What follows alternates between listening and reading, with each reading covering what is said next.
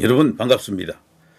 자, 지방선거가 이제 2달도 남지 않았습니다. 지금 현재 당장 내일 모레 이 투표를 하게 된다 그러면 결과는 글쎄요. 소위 이런 전문 분석가들 100명이 있다 치면요. 100명 전부 다 원사이드한 결과를 아마 예상할 겁니다. 심지어는 영남권도 경북 하나 남겨놓고 전부 다 민주당이 이긴다라고 아마 그쪽으로 손을 들어줄 것 같아요. 제 생각에는. 지금 당장 투표한다면. 그러나 시간은 아직 좀 남았죠. 한 2달 좀 남았는데 그 사이에 이제 변수가 있을 겁니다. 경제가 가장 중요하고 경제 변수로 인해 가지고 이재명이가 표를 깎아물 가능성도 있어요. 환율 심상치가 않고 그리고 주가 지수가 저렇게 버틸 수도 없습니다. 떨어질 수도 있거든요. 거기 실망한 또 사람들이 또 생길 수도 있고 그리고 물가 등등 여러 가지 어떤 경제적 어려움은 계속 될 수밖에 없습니다. 그리고 기름값.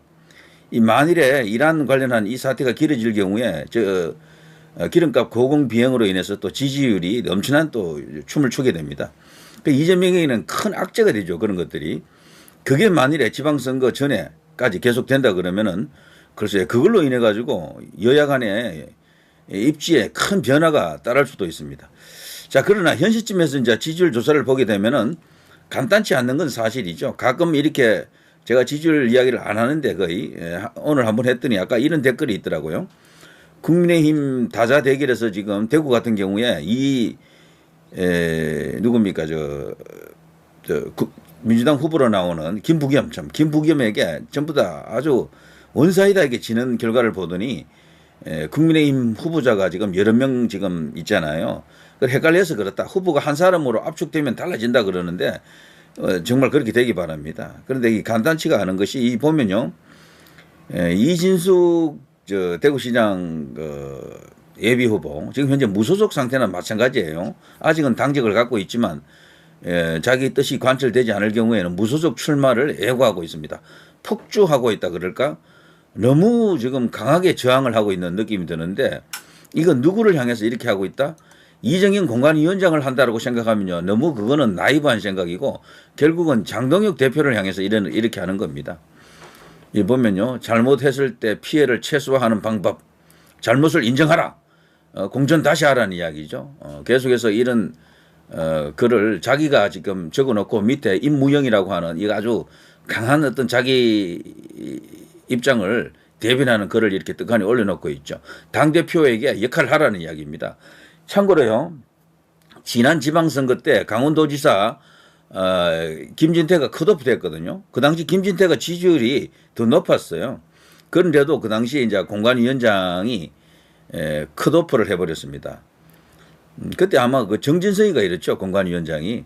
그때 이준석이가 나타나가지고 그걸 구제해줬다니까.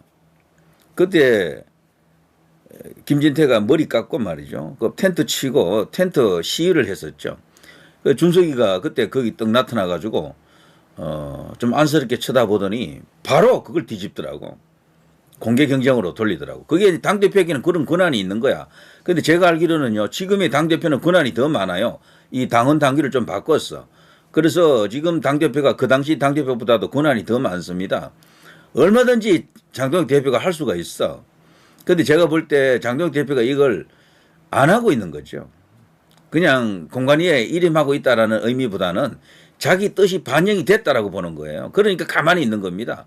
그러니까 여기 임무영 같은 이런 사람이 누군지는 제가 모릅니다만 공관위원장은 공정 관리를 안 하고 당대표 권한을 행사하는데 당대표는 자기 권한은 잊어버리고 관리나 하려고 드는가 당대표 나서라는 이야기죠. 이러면서 쭉 이렇게 글을 적어놓고 있습니다. 자, 평생 한 번도 경험하지 못한 일이 벌어졌다. 이게 전부 이진숙의 페이스북입니다. 여기 또 이제 자신의 이야기를 누군가 대신해 주잖아요. 이렇게 떡하니 올려놓은 거야. 이 대구시장 가상 대결 보면 그야말로 참담 그 자체입니다. 아까 그분은요, 후보가 여럿이기 때문에 지금 지지율이 안 나온다 그러는데 이게 1대1 대결을 붙여보면 그건 또 말이 안 되는 거거든. 그거 아니라고 봐야죠. 그러니까 다자구도에서 김부겸이가 50% 정도 나와가지고 1등 한다. 그거는 국민의힘 후보가 여러 명이기 때문에 그렇다. 이렇게 말이 이제 될 수가 있는데 이렇게 1대1 대결을 붙여보면 또 그건 또 아니잖아요. 여기서도 지금 압도적으로 지금 발린다니까 이런 식으로. 그나마도 추경호가 조금 나오는 것 같더라고요. 그럼에도 불구하고 여전히 차이가 큽니다. 이런 식으로 압도적이죠. 뭐 이렇게 대구에서 참고로 말이죠. 이런 여론조사가 나온 적이 한 번도 없어요. 이런 여론조사가 나온 지 지금까지 거의 한 뭐 몇십 년 동안 선거를 해봤지만 대구에서 민주당 후보가 이렇게까지 압도적으로 앞선 적이 한 번도 없었다. 그래서 대구는 과거하고 달라진 게 없다라고 하는 주장도 힘을 못 얻는 거예요. 왜? 이런 여론조사가 한 번도 없었기 때문에 그래요. 그리고 지금은 이게 다른 거야, 지금. 왜 달라졌나? 뭐, 그거는 진짜 생각하기 나름인데요. 뭐, 분석하기 나름인데, 뭐, 여러 가지 이유가 있을 겁니다. 이 달라진 가장 큰 원인 중에 한 개는요, 저는 여성이라고 봅니다, 여성. 여성들이 이게 쉽게 왔다 갔다 해요, 대체로. 근데 젊은 층들. 그게 분명히 있거든요. 이제 그런 점도 고려를 좀 해야 된다, 이런 생각이 들고.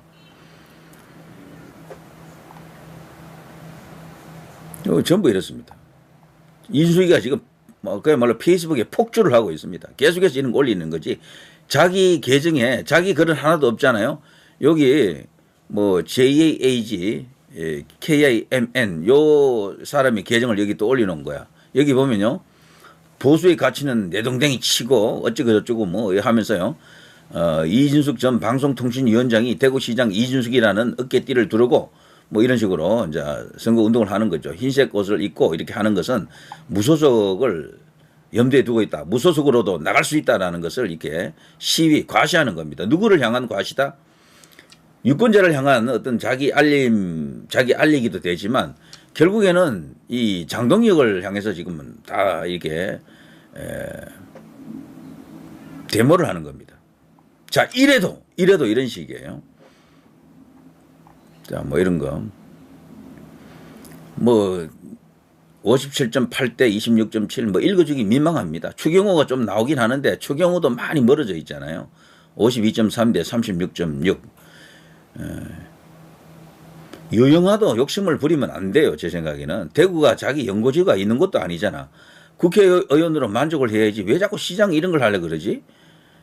이 유영아를 좋아하는 대구 시민들이 그렇게 많지 않을 겁니다. 제 생각에는. 박근혜 대통령 효과가 있긴 하지만 이것도 너무 오바됐다라고 생각이 됩니다. 자, 이런 식으로 뭐 압도적입니다. 그야말로. 자, 상황 인식이 전쟁 승리의 출발이다. 조전엽. 이런 상황에서 이준석을 국회와 국가 정치 전반에서 더 크게 쓰려고 아낀다. 조전혁은 이번에 출마 안 합니까? 이 사람이 서울시장 후보로 나왔던가요? 뭐 아무튼 서울시장 선거도 중요한데 뭐 언급들이 지금 없는 것 같아요. 그 후보 단일화 안 되면 또 집니다. 이번에도. 자, 이런 식으로 뭐 쭉 나와 있는 걸 이런 걸 올려놓고 있는 그런 많은 사람들이 있는데 이준석이가 적극적으로 지금 자기 목소리를 내는 거죠. 선당 후사의 결과가 이거냐? 내보고 자꾸 사퇴하라 그러는데 그게 선당 후사냐? 이런 이야기죠. 지금 정당 지지도만 해도요. 더불어민주당이 이렇게 높이 나온 적이 없었어요. 과거 문재인이가 대통령 때 지방선거 압승했잖아요. 대구 경북만 빼놓고 다 이겼거든. 그때도 이렇게까지는 아니었습니다. 지금은 그때보다 상황이 더 나쁩니다. 여론조사가. 그때나 지금이나 뭐 똑같잖아요. 조건은. 부정선거 있다 치더라도 그때나 지금이나 뭐 달라질 게 뭐가 있어요. 때문에 이 여론조사를 가벼이 보면 안 된다라는 겁니다. 조건은 같기 때문에. 전부 이래. 여기 다자구도에서는 혼자서 50% 가까이 가 있어요. 김부겸이가. 나머지 이렇게 나와 있습니다. 물론 이런 여론조사에서는 국민의힘 후보가 여러 뒤라서 김부겸이가 높이 나왔다라고 볼 수 있지만 아까 제가 보여드린 것처럼 1대1 대결 붙여봐도 뭐 달라지는 게 없잖아요. 별로. 그러니까 이 실망한 민심들이 왜 이런 식으로 됐느냐라는 겁니다. 저는 이게 말이죠. 국민의힘에 대해서도 실망. 윤석열 대통령에 대해서도 실망했다라고 보거든. 사람들이 기본적으로. 그렇지 않고는 이런 일이 일어날 수가 없어요. 윤석열 대통령은 사실 계엄을 했던 이유가 충분했지. 계몽령 했을 만한 그런 뭐 여러 가지 이유와 조건이 있습니다. 그렇지만 모든 사람들이 그렇게 생각하는 건 아니에요. 특히 느슨한 지지층, 그 외곽에 있는 그 합리적 보수라고 보통 불리거나 조금 이렇게 충성도 떨어지는 그런 외곽 지지층이 있거든요. 그런데 요즘은 갈수록 이 외곽 지지층이 두터워져요. 안에 있는 강성 지지층이 작아진다니까 갈수록 이게 늘어나는 게 아니에요. 우파 유튜브가 생기고 나서 이게 늘어난 것처럼 보이는 것은 착시 현상입니다. 그런 분들만 와서 봐서 그렇지 실제 우파 유튜브 시청하는 사람은 그래 안 많습니다. 100만 그 왔다 갔다입니다. 그런데 선거판에서 100만은 아무것도 아니거든. 당대표 뽑는 데는 결정적인 힘이 되지만 전체 선거에서는 큰 힘이 없어요. 100만 그 이상 그 이하 뭐 그 수준에 불과합니다. 그런 분들이 여기저기 다니면서 백화점에 쇼핑하듯이 여기도 보고 저기도 보고 이렇게 뭐 평가도 하는 겁니다. 누가 잘하나도 보고 누가 더 내 귀에 딱 맞는 소리를 해주나 누가 더 내 마음이 드나 뭐 이런 것을 지금 고르고 있는 상태죠. 그게 벌써 우파 유튜브 안에서도 판가름이 다 나 있습니다. 판도가 다 정해져 있다라고 할까. 뭐 그렇습니다. 이준석이가 이런 식으로 아주 뭐 그야말로 엄청난 어떤 데몬스트레이션, 데모죠 이거.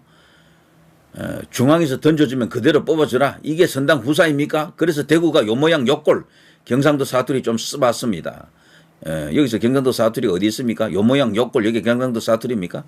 자 이준석이도 지금 화가 난 거야 지금 이게. 그러니까 이대로는 그냥 물러서지 않겠다. 무소속으로도 출마하겠다 이런 이야기입니다. 갈수록 지금 이게 노골화되고 있다라고 생각이 듭니다. 자 그리고 또 하나를 더 보여드리면요. 대구시장 적합도 조사에서 최근에 뭐 여러 가지 어떤 그 조사가 터지고 있는데 이건 제가 아까 방송에서 제가 언급을 했습니다만 김부겸이 이렇게 나오는 리얼미터 조사 리얼미터에서 이렇게 나왔으면요. 다른 MBS라든가 그 한국갤럽에서 나오면 더 벌어집니다. 여론조사 이야기를 조금 해드리면요. 지금 국민의힘 보수에 가장 나쁘게 나오는 데가 한국갤럽하고 MBS 요 두 개예요. 잘 나오는 데가 여기 리얼미터라니까. 과거에는 구라미터라 그랬지만 요즘은 안 그래. 요즘은 보수에 잘 나옵니다. MBS나 한국갤럽보다 한 10% 정도 더 보수에 이게 숫자가 나와요. 꼭 10을 이야기하는 건 아닌데 이 리얼미터보다도 더 잘 나오는 여론조사가 있습니다. 대구에 여론조사 그 기관 하나 있죠. 리서치웰. 그거 보면 장동혁 대표 거기 지지율 잘 나와. 대선조사에서. 상대적으로 다른 여론조사보다도 잘 나온다고. 당 지지율 조사도 거기 하면 잘 나옵니다. 국민의힘이. 그것하고 비슷하게 나오는 게 또 한국 여론 평판 뭐 연구소인가 뭐 있죠. 거기도 리서치웰하고 비슷하게 잘 나와요. 이런 여론조사는 이런 리얼미터보다도 더 잘 나옵니다. 한 10% 가까이 또 잘 나와요. 거기서 조사했으면 아마 김부겸 뭐 30 한 7, 8, 추경호 30 한 7, 8 비슷하게 나왔을 겁니다. 여론조사 기관마다 다른 거예요. 그러니까. 그리고 여론조사 공정이라고 있습니다. 여기도 우파 보수 쪽에 여론조사라고 이제 알려져 있는데 거기도 보면 다른 여론조사보다도 보수 쪽에 한 5% 정도 더 잘 나와요. 자, 그런 걸 알아두시는 게 좋습니다. 그리고 참고로 그런 여론조사는 ARS입니다. ARS. 그리고 저기 여론조사 결과상 그 보수 쪽에 아주 낮게 나오는 것은 그 전부 이제 콜백 방식, 그 상담원이 직접 전화하는 거죠. 그게 바로 MBS하고 저쪽에 한국갤럽 이런 쪽입니다. 자, 지금 이게 현재 지금 진행 중인 상황입니다. 자, 여러분 어떻게 생각하세요? 뭐 걱정 없습니까? 저는 그런데 지금 당장 하면 난리 난다고 보고요. 그렇지만 아직 시간이 좀 더 있다라는 게 그나마도 하나의 희망이다라고 생각합니다. 앞서 제가 모두에 이야기했던 것처럼 경제 상황이 모든 것을 결정할 것이다. 이런 생각이 듭니다. 자, 누리 PD 김준희 TV였습니다. 이란 다음은 어디냐? 지금 거기에 대한 어느 정도 그 답이 나와 있죠. 자, 푸틴의 한수, 미국 앞마당 쿠바에 유조선 보냈다. 이건 또 뭡니까? 자, 미국, 러시아 유조선 쿠바 입항 허용했다. 트럼프, 배 한 척은 신경 안 쓰고 있다. 미국 용인의 러시아 유조선 쿠바 도착. 트럼프 상관없어. 자, 이게 트럼프의 여유일까? 그렇지 않고 지금 국면이 조금 어려워서 저런 건가? 여러 가지 어떤 그 분석이 있을 수가 있는데 제가 볼 때는 이것은 트럼프의 자신감, 여유다라고 생각이 됩니다. 그리고 놀라운 뉴스가 또 터지고 있는데 쿠바는 사실상 이미 무너졌다라고 하는 시각입니다. 차라리 트럼프가 직접 쿠바를 접수해서 운영해달라. 쿠바를 미국처럼 만들어달라. 이런 목소리도 있다 그럽니다. 자, 지금 트럼프 대통령 관련된 이야기를 종합적으로 정리해드립니다. 여러분 안녕하십니까? 자, 트럼프 대통령의 동정, 이분의 어떤 생각 그리고 결단 이걸로 세계가 지금 요동을 치고 있는데요. 새로운 세계 질서 구축이다. 이런 측면에서 보게 되면은 이해가 됩니다. 충분히 그 의도가 이제 짐작이 되고 앞으로 이제 그려갈 미국의 어떤 그런 정책 방향 그리고 세계 질서 이런 것도 과거와는 어느 정도 다를 것이다라고 이제 볼 수가 있는데 최근에 나온 이제 이슈 중에 여러분이 이제 관심을 가질 만한 뉴스 가운데요. 이란 다음은 어디냐라는 거잖아요. 이란 다음은. 그래서 이제 이 방송을 시청하시는 분들의 대부분은 다음은 한국이면 좋겠습니다. 혹은 한국이어야 합니다. 빨리 여기 찝도록 끝내야 됩니다. 뭐 이런 식으로 이제 생각하시는 분들이 압도적으로 많을 것 같아요. 그런 분들이 주로 우파 유튜브를 또 많이 시청하고 계시고, 실상 이제 거기에 힘입어 가지고 우파 유튜버들이 이제 그와 관련된 목소리를 많이 내고 있죠. 이런 간절한 바람을 트럼프 대통령이 알고 하루빨리 이 한국 상황을 정리했으면 좋겠다라고 생각합니다만, 자 최근에 나온 트럼프 대통령 이슈 중에 쿠바 이슈가 굉장히 불거져 있잖아요. 쿠바 이슈. 그게 지금 제가 어떤 상황인지 조금 보여드리겠습니다. 쿠바가 지금 이렇습니다. 차라리 트럼프가 접수해달라. 그게 쿠바를 살리는 길이다. 쿠바는요 원래 이 미국하고 적대적이었는데 정권 차원에서 정치적으로는 적대적이었지만 문화적으로는 적대적이지 않았습니다. 굉장히 가깝습니다. 두 나라가. 플로리다 반도 바로 그 밑에 쿠바가 있거든요. 그래서 뭐 쿠바하고 미국하고 저런 식으로 적대하면서 수십 년이 흘러왔다라는 게 이 말이 안 되는 거지. 쿠바에 이제 공산혁명이 터지고 나서 완전히 이제 끊겼잖아요. 카스트로 뭐 그때부터. 자 그런데 그 쿠바를 미국 입장에서는요, 허용하기가 어렵습니다. 과거에는 굉장히 서로 친했어요. 바티스타 정권이 그 뭐 독재 정권이다 그래서 그거 이제 소위 이제 쿠바에서 혁명이 일어나가지고 이제 몰아내고 공산주의 국가가 됐는데, 근데 쿠바가 그럭저럭 먹고 사는 문제는 해결이 됐었거든요. 공산주의 치고는 북한하고는 달랐어요, 거기는. 그런데 그것도 이제 한계에 온 겁니다. 그 체제의 한계가 왔다라고 이제 보는 것이 트럼프 대통령이 이번에 이제 쿠바를 상대로 해상 봉쇄 등 제재 조치가 들어갔잖아요. 기름 못 들어가게 해버렸거든. 베네수엘라산 기름이 거기로 갔단 말이죠. 주로 쿠바로. 이제 그걸 끌어버리니까 뭐 쿠바가 꼼짝없이 그냥 이제 주저앉게 됐는데 암흑천지라는 표현으로 딱 맞습니다. 근데 기름이라고 하는 것이 너무 없으면은 국가 전체가 이제 마비되잖아요. 그렇게 되면 수없이 많은 인권 문제 이런 것도 생길 수가 있잖아요. 그러면서 지금 이 놀라운 어떤 그런 뉴스가 지금 계속해서 터지고 있는데, 일단 이란 다음은 쿠바다라는 것은 너무도 많이 말을 해가지고 여기에 대해서 이제 이의를 제기할 수가 없습니다. 트럼프 대통령도 본인도 벌써 여러 번 이야기했고, 거기 행정부의 이제 주요 인사들 뭐 부통령이나 그 국무장관 이런 사람들도 벌써 쿠바 이야기를 계속하고 있죠. 특히나 루비오 국무장관이 이 상황을 주도한다라는 그런 시각도 있습니다. 왜 그런가 하면은 지금 내각안에서 행정부 안에서요 가장 강한 발언을 쏟아내는 사람은 루비오라 그래요. 루비오. 근데 이 루비오가 쿠바 출신이잖아요. 쿠바 이민자 가정에서 태어난 쿠바계 이제 인물인데, 그래서 그런지 이 쿠바 관련한 이야기는 조금 더 구체적으로 나오는 게 많아요. 자, 근데 쿠바가 미국을 상대로 싸울 수 있는 그런 나라는 절대 아닙니다.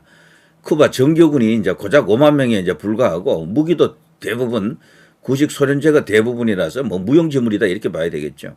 저 정도는요, 국내에 그 쿠바 안에 뭐 깡패가 있다, 깡패 조직이 있다, 갱 조직이 있다, 이라면 그런 것들과 이렇게 싸우는 수준이지, 나라 대 나라로서 전쟁을 할 수 있는 수준은 아니다. 놀랍게도요, 전 세계적으로는 저렇게 허약한 군사력을 가진 나라들이 90%그 정도입니다. 거의 군사력이 없다 해도 과언이 아니에요. 상당한 군사력을 갖고 있는 나라들은 소수입니다. 그렇게 많지 않아요. 자, 트럼프 쿠바가 다음이다. 이란이 무력 행사 가능성을 시사했다. 이때까지만 해도 굉장히 강경하게 쿠바를 막 이렇게 이란처럼 군사력을 동원해서 점령할 수도 있는 듯한 그런 발언이 막 쏟아졌죠. 자, 그런데 쿠바 지금 기름이 끊기자 기름값이 1만 원 이야기가 나왔었고, 지금은 1만 원도 넘는데요. 텅 빈 도로, 미국 쿠바 석유 숨통 끊었다. 이게 이제 지나간 뉴스들인데, 그러니까 쿠바가 이제 이렇게 되니까 이제 백기투항 직전에 와 있는 거죠. 그러니까 차라리 트럼프가 접수해달라. 그게 쿠바 살리는 길이다. 저런 뉴스가 가장 최근에 나온 거죠. 밑에 있을수록 이 뉴스들이 밑에 있는 뉴스일수록 지나간 뉴스입니다. 위에 올라와 있는 것들이 최근의 뉴스들인데 최근에는 쿠바 전체 국민들의 그 분위기가 우리가 차라리 미국하고 친하게 지내면서 먹고 사는 문제나 제대로 해결하자. 사실 미국하고 친하면 쿠바가 가장 이익이 많은 나라예요. 캐나다가 그동안 이익을 많이 봤는데 땅으로 연결되지 않는 나라 중에는 쿠바가 가장 가까운 나라로서 상당한 규모를 갖고 있거든요.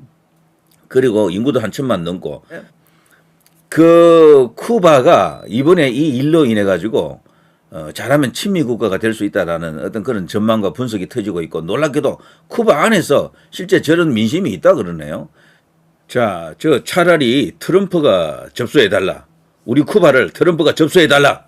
그게 쿠바 살리는 길이다. 이게 쿠바 민심이다라고 지금 기획 기사를 작성한 인물이 바로 조선일보의 그 박국희 기자인데요. 박국희 기자 평소에는 보수지만 소위 이제 저 우파라고 하는 뭐 윤석열 대통령 이 라인에 대해서 굉장히 비판적인 인물이죠. 그럼에도 불구하고 기사 작성을 한 걸 보니까 공산주의 망했다를 외치더라고요. 그러면서 쿠바가 어쩌면 미국이 될 수도 있다. 뭐 이런 식인데 그래서 과거에 쿠바도 뭐 거기 천국이다 소리 많이 했거든. 북한도 그런 식으로 그쪽 이제 주민들을 이렇게 선동하잖아요. 그런 식으로 속이고 있는 건데 쿠바도 그렇게 많이 했어 과거에는. 근데 이제 이번에 이 사태를 겪으면서 완전히 깨달았다라는 거죠. 자, 미국으로 간다 우리는 이제 이런 식이 된다라고 합니다. 자, 그렇게 된다 그러면요. 서방구 전체가 미국화 될 수도 있는 거죠. 트럼프 대통령이 벌써 여러 번 이야기했죠. 서방구에 대해서는 그 누구도 눈독을 들이지 마라. 여기는 우리의 바운더리, 우리의 그라운드다 그랬어요. 여기서 말하는 서방구는요. 캐나다부터 저쪽 끝에 아르헨티나, 칠레까지 전체를 다 말합니다. 그래서 아메리카 대륙 전체에는 미국이 관장한다 그랬거든요. 이제 그게 실현되는 거죠. 베네수엘라, 쿠바, 콜롬비아 이런 나라들입니다. 브라질까지도 염두에 두고 그 밖에 다른 나라들은 대부분 미국화되어 있습니다. 지금 이제 그런 연장선에서 보게 되면은 지금 엄청난 일이 지금 진행 중이다라는 걸 알 수가 있죠. 자, 쿠바가 지금 친미 국가가 되느냐. 근데 쿠바 국민들 중에는 놀랍게도 차라리 푸에르토리코처럼 우리도 미국령 되자, 미국 되자라고 주장하는 것도 있대요. 그러니까 실제 거기 안에서 이런 어려움을 겪으면서 뭐 사실 뭐 공산주의 수십 년 해봤지만 뭐 아무것도 없거든. 그냥 가난한 것밖에 없는 거야. 힘없는 나라. 쿠바가 그동안 잘하는 건 야구였잖아요. 야구도 그런데 아마추어 사회에서는 아마추어 세계에서는 그야말로 절대 강자였는데 WBC 이런 데서 해보니까 프로들이 나오니까 뭐 거기는 강자 축에도 못 들더구나 쿠바가. 근데 쿠바의 국기가 야구거든요. 그 야구 하면 어느 나라입니까? 미국 아닙니까? 사실 두 나라는 하나가 될 수 있는 조건이 아주 많아요. 공산혁명이 일어나기 전에 뭐 과거에 그 쿠바는요 미국이었습니다. 사실상 미국. 그러니까 해밍웨이 같은 경우에는 쿠바 가서 몇십 년 살았잖아요. 그러면서 노벨 문학상을 받았던 그 노인과 바다도 거기서 집필해가지고 어마어마한 어떤 그런 여러 가지 스토리가 있습니다. 그래서 해밍웨이가 머물렀던 그 모든 공간은 거기다 흔적이 다 남아있다 그러죠. 카페 가면 카페 그 자리도 항상 그 가는 카페가 있는데 그 자리가 있대요. 그런 자리도 그대로 보존하고 있고 뭐 해밍웨이 동상도 있고 뭐 그런 걸 쫙 해놓고 있죠. 그런 쿠바가 과거의 그 쿠바로 돌아갈 수도 있다라는 충격적인 그런 상황입니다. 자, 그런가 하면 트럼프 대통령이 또 놀라운 뉴스가 있는데요. 이 쿠바에 대해서 계속해서 지금 다음은 쿠바 차례다. 베네수엘라처럼 만들어준다라고 하는 건데 진짜 속내는 무엇일까? 트럼프 이란 다음은 쿠바다. 또 무력 행사 경고장 날렸다. 이런 식으로 뉴스가 많이 나와 있습니다. 트럼프 콕 집어 이란 다음 쿠바다. 정권 교체 재촉 위한 급박이다. 일단은 두 가지로 이제 생각해 보는 게 좋습니다. 베네수엘라처럼 정권의 성격을 바꿔서 친미 정권으로 바꾼다라는 게 하나 있고요. 다른 하나는 직접 이란처럼 무력을 행사해 가지고 좀 더 확실하게 미국의 영향력 아래 이제 두는 어떤 그런 선택지가 있겠죠. 이란처럼 하느냐, 베네수엘라처럼 하느냐, 거기서 이제 온도 차이가 좀 있고 이제 군사력을 동원하느냐, 동원하지 않느냐, 동원하더라도 최소화하느냐, 그리고 현재 협상을 통해서 쿠바 정권의 성격을 바꿀 수 있으면 또 그렇게 갈 수도 있습니다. 사실은 군사력을 동원하지 않고 해결하는 게 제일 좋은 거거든요. 그래서 여러 가지 어떤 판단을 할 수 있는 그 마지막 상황에 지금 처해 있습니다. 그래서 트럼프 대통령도 지금 급해요. 이란 빨리 끝내고 여기로 가려고 하는 거야, 지금 쿠바로. 근데 쿠바에 대해서 확실하게 하자면은 압박하는 그 어떤 그런 강도가 더 세져야 된다라고 보는 겁니다. 항공모함도 한 대 좀 더 보내고 뭐 이러면 더 좋겠죠. 그러면 이란 전쟁이 빨리 끝나야 되겠죠. 제가 판단할 때는 이란 전쟁이 그래서 오래지 않아 끝날 것으로 생각합니다. 쿠바로 빨리 가는 거죠, 지금 이런 식으로. 자, 이런 거는 뭐 그 정도 하고요. 자, 그런데 더 놀라운 뉴스는요. 쿠바가 지금 해상 봉쇄되면서 이 기름이 한 발도 못 들어가고 있잖아요. 그런데 러시아산 유조선이 들어갔습니다. 이걸 지금 외신에서 확인해 보니까 진짜더라고요. 자, 미국이 용인했다라고 합니다. 이거는 달리 말하면 트럼프 대통령이 오케이 신호 내린 겁니다. 자, 미국 용인에 러시아 유조선 쿠바 도착했다. 트럼프 오케이 괜찮다 상관없다. 트럼프 문제없다 발언에 러시아 유조선이 쿠바 도착했다. 이거는 사진에 미국과 러시아 간에 트럼프와 푸틴 간의 교감이 있었다라는 겁니다. 이번에 이 이란 사태, 이란 전쟁 일어나면서요. 가장 지금 룰루랄라 쾌재를 부르는 나라가 러시아입니다. 러시아 뭐 그 기름이 가스가 지금 뭐 불티나게 팔리고 있다 그러네. 러시아산 기름이 좀 가격이 좀 저렴합니다. 중동에서 이렇게 파는 가격보다도 원래는 조금 낮게 책정이 됐는데 푸틴이 이것 때문에요. 엄청난 돈을 달러 박스가 지금 생겼다라고 합니다. 자, 미국이 러시아 석유 선박을 쿠바 도착을 허용한 것은 트럼프 대통령의 거대한 세계 구상 빅픽처와 연결되어 있다라고 보는 시각이 많습니다. 베이징을 압박하자면요. 베이징하고 저 모스크바를 어느 정도 분리를 시켜야 돼요. 시진핑하고 푸틴하고 손을 꽉 잡아버리면 미국도 어렵습니다. 사실은. 어떻게 해볼 수가 없어요. 근데 거기에 간극 좀 틈이 좀 벌어지게 해야 되는데 그런 과정에서 이런 결정이 나지 않았나 싶고 또 하나 쿠바 안에 기름이 장기적으로 이렇게 끊기니까 거기에 많은 문제가 지금 터지는 거죠. 인권 문제 이런 것들. 거기 이제 기름이 없음으로 인해 가지고 일어나면 안 되는 그런 일도 일어나는 겁니다. 그런 것을 계속 보도를 합니다. 미국의 좌파 언론들이라든가 일반적인 그런 매체에서 그런 보도를 많이 하거든요. 그러니까 여론에 악영향을 주는 그런 측면도 있죠. 그래서 트럼프 대통령이 이제 이런 허용을 한 것 같습니다. 그렇지만 이 허용을 한 배경에는 쿠바 사태가 쿠바 상황이 자신의 뜻대로 지금 가고 있다라고 판단하기 때문입니다. 여전히 쿠바가 과거처럼 반미 국가 뭐 그런 식으로 남아있다 그러면요. 이렇게 결정을 안 합니다. 허용을 안 한다니까. 자, 핵 항모로 위협하고 기름은 내어준 트럼프. 65년 묵은 미국 쿠바 갈등 종착점 오나. 저는 가능성 크다고 봅니다. 베네수엘라가 이제 더 이상 반미 국가가 아니듯 그동안 베네수엘라는 철저하게 차베스 이후에 마두로 거치면서 반미 국가, 친중 국가 그런 나라였거든요. 거기다가 부정선거 카르텔까지 있는 나라인데 트럼프 대통령이 쿠바를 다시 그 베네수엘라처럼 과거에 미국과 관계가 좋았던 그런 나라로 지금 되돌리려고 하는 거대한 프로젝트가 지금 성공할 가능성이 커졌습니다. 이게 만일에 성공하면 이번에 금년에 열리는 그 선거 있죠. 중간선거 11월에 엄청난 승리를 예고한다라고 봐야죠. 베네수엘라, 쿠바 이 전부 이제 친미 국가로 만들었다. 이걸 미국 국민들이 인정할 수밖에 없어요. 이란 사태가 조금 길어지면서 좀 당황스러운데 실제 전쟁이 되고 있잖아요. 여기는. 요거 사태까지도 잘 마무리되면은 트럼프 대통령 3선 해야 된다라는 주장까지 터질지도 몰라요. 지금도 벌써 그런 것도 있고 마각 안에도 트럼프 대통령 3선을 주장하는 사람들이 있거든요.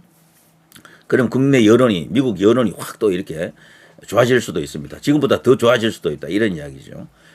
자, 트럼프 대통령 관련해 가지고 제가 이런저런 현 시점에서 일어나고 있는 중요한 이슈들을 정리해 드렸습니다. 자, 누리 PD 김준희 TV였습니다. 대한민국 정치 지형에서 어쩌면 가장 예측 불가능한 일이 바로 그 심장부에서 벌어지고 있습니다. 오늘은 보수의 텃밭, 대구에서 감지되는 거대한 지각 변동에 대해 한번 깊이 들여다보겠습니다. 네, 바로 이 질문입니다. 수십 년 동안 단 한 번도 흔들린 적이 없다고 여겨졌던 이곳, 대구에서 대체 지금 무슨 일이 벌어지고 있는 걸까요? 우리가 이 이야기를 하려면 먼저 이걸 알아야 해요. 대구는 그냥 단순한 지역이 아니라 보수 정당에게는 정말 난공불락의 요새, 철옹성 같은 곳이었습니다. 그렇기 때문에 지금 벌어지는 일들이 훨씬 더 충격적인 거죠. 자, 이 숫자 한번 직접 보시죠. 정말 놀랍지 않나요? 민주당 후보가 보수 정당 후보를 더블 스코어 이상으로 압도적으로 앞서고 있습니다. 이게 보수의 심장 대구에서 나온 여론조사 결과라니 믿기가 좀 힘든 수치죠. 맞습니다. 이게 진짜 중요한 포인트인데요. 그냥 한번 특이하게 나온 수치가 아니라는 거예요. 지난 수십 년 선거 역사를 통틀어 단 한 번도 이런 적이 없었습니다. 이건 단순한 민심 이반이 아니라 뭔가 구조적인 변화가 일어나고 있다는 신호일 수 있습니다. 그럼 도대체 이 위기는 어디서부터 시작된 걸까요? 첫 번째 원인으로 꼽히는 건 바로 당 내부의 갈등입니다. 그리고 그 한가운데에 한 인물이 서 있습니다. 바로 이진숙 전 방송통신위원장입니다. 대구시장 예비후보로 나섰는데 이 공천 과정에 문제가 있다면서 사실상 자기가 속한 당의 지도부를 향해서 공개적으로 반기를 든 거죠. 이 한마디에 모든 게 담겨 있다고 봐야죠. 선당 후사, 당을 위해서 나를 희생하고 헌신했는데 그 결과가 이거냐는 외침. 이건 그냥 개인적인 서운함을 넘어서서 당의 공천 시스템 자체에 대한 근본적인 물음인 셈입니다. 근데 이 저항이 그냥 감정적인 호소에서 그치지 않아요. SNS를 통해서 계속 비판적인 여론을 만들고 또 무소속 출마를 암시하는 흰색 옷을 입고 다니고 거기다 당대표를 콕 집어서 개입하라고 압박까지 하고 있죠. 굉장히 계산되고 전략적인 움직임입니다. 자, 후보 한 명이 이렇게까지 공개적으로 반발하고 있는데 당 지도부는 왜 아무 말도 안 하고 있을까요? 이제 시선을 당 지도부, 특히 당대표의 입장으로 한번 옮겨가 보죠. 그럼 자연스럽게 이런 궁금증이 생기잖아요. 아니, 당의 텃밭이 지금 통째로 흔들리고 있는데 당의 최고 책임자는 왜 아무런 조치도 취하지 않고 그냥 보고만 있는 걸까요? 여기서 정말 흥미로운 부분이 나옵니다. 예전에 이준석 대표 시절에 비슷한 논란이 있었을 때 당대표가 직접 개입해서 공천 결과를 바꾼 적이 있거든요. 그런데 지금 장동혁 대표는요, 그때보다 오히려 권한이 더 막강해졌다는 겁니다. 그렇기 때문에 정치평론가들은 지금 이 침묵이 그냥 침묵이 아니라고 보는 겁니다. 이건 사실상 현재의 공천 결과를 암묵적으로 승인한 거나 마찬가지라는 거죠. 그러니까 막강한 권한을 가지고 있으면서도 쓰지 않는 것, 그 자체가 하나의 정치적인 메시지라는 해석입니다. 하지만요, 이 모든 당내 갈등은 사실 더 큰 그림의 일부일 뿐입니다. 진짜 문제는 당 밖에 있어요. 바로 유권자들의 마음이죠. 보수 지지층은 왜 이렇게 흔들리고 있는 걸까요? 그 근본적인 원인을 짚어보겠습니다. 사실 이진숙 후보의 반란은 이미 들끓고 있던 유권자들의 불만에 불을 붙인 도화선 같은 역할을 한 겁니다. 여론조사에서 나타난 저 충격적인 숫자는 한 후보의 문제가 아니라 대구 민심 전체에 거대한 균열이 생겼다는 걸 보여주는 명백한 증거인 셈이죠. 그럼 유권자들은 구체적으로 뭐에 실망을 한 걸까요? 분석을 종합해보면 크게 세 가지입니다. 첫째, 지역을 대표해온 국민의힘 자체에 대한 실망감. 둘째, 중앙정부, 그러니까 윤석열 대통령의 국정 운영에 대한 불만. 그리고 마지막으로 예전과는 달라진 유권자 지형, 특히 여성과 젊은 층의 마음이 떠나고 있다는 분석이 나오고 있습니다. 그리고 처음에 봤던 그 충격적인 여론조사가 결코 우연이 아니었다는 걸 보여주는 자료가 또 있습니다. 국민의힘에서 다른 유력 후보를 내세워서 가상 대결을 붙여봐도 결과는 비슷했습니다. 여전히 민주당 후보가 아주 큰 차이로 이기는 걸로 나왔거든요. 이건 이제 일관된 추세라고 봐야겠죠. 자, 여기서 우리가 한 단계만 더 깊게 들어가 볼게요. 모든 여론조사가 다 똑같은 건 아니거든요. 조사 방식에 따라서 특정 진영에 좀 더 유리하거나 불리한 경향이 나타나는데, 예를 들어서 기계가 전화를 거는 자동응답, ARS 방식은 일반적으로 보수 성향 응답자가 더 많이 참여하는 걸로 알려져 있습니다. 그러니까 이건 진짜 핵심은 이겁니다. 이 충격적인 결과들이 보수 진영에 상대적으로 불리하다는 전화 면접 조사가 아니라 오히려 보수 진영에 유리하다고 알려진 ARS 조사에서 나왔다는 사실이에요. 이건 지금 상황이 얼마나 심각한지를 정말 단적으로 보여주는 대목입니다. 그럼 이제 남은 질문은 단 하나입니다. 앞으로 어떻게 될까요? 선거까지 남은 2달, 과연 보수의 철옹성은 정말 이대로 무너지고 마는 걸까요? 아직 선거까지는 시간이 좀 남아 있습니다. 지금의 이 위기 상황이 선거일까지 그대로 간다고 단정하기는 이르죠. 특히 남은 기간 동안 이 모든 판을 뒤흔들 수 있는 아주 강력한 변수들이 남아 있습니다. 네, 그중에서도 가장 큰 와일드카드는 바로 경제입니다. 대구 지역의 정치 이슈와는 또 다른 차원에서 국가 전체의 경제 상황이 유권자들의 투표에 결정적인 영향을 미칠 수 있다는 거죠. 구체적으로는 이런 것들이죠. 불안정한 환율이나 주가 하락, 그리고 장바구니 물가 상승이나 치솟는 기름값 같은 것들 말입니다. 이런 경제적 어려움은 유권자들의 살림살이에 직접적인 타격을 주니까요. 그리고 이런 경제적 부담감은 결국 나라를 운영하는 집권 여당에 대한 평가로 이어질 수밖에 없습니다. 이게 대구 민심에도 우리가 예상치 못한 방향으로 영향을 줘서 지금의 판을 완전히 뒤집어버릴 가능성도 충분히 있습니다. 현재 여론조사는 보수 텃밭의 붕괴라는 충격적인 현실을 보여주고 있습니다. 하지만 아직 시간은 남아있고 경제라는 누구도 예측할 수 없는 거대한 변수가 꿈틀대고 있죠. 과연 내구의 민심은 이대로 굳어질까요? 아니면 경제 상황이 이 모든 예측을 미웃으며 마지막 대반전을 만들어낼까요?